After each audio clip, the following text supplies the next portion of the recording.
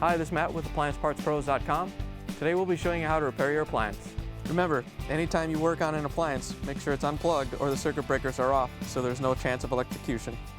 In this video, we're going to show you how to change out the Whirlpool dishwasher tank deflector. It's going to be a very easy repair and should only take a few minutes to show you how to do it.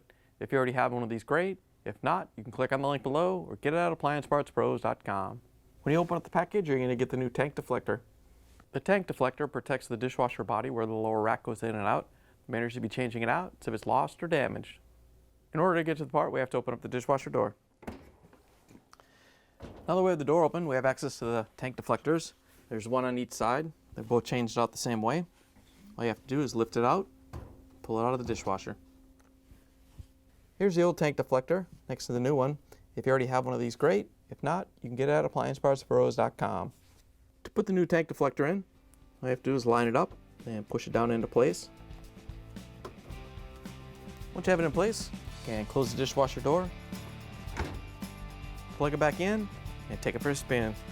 Thanks for joining us for another successful repair brought to you by AppliancePartsPros.com.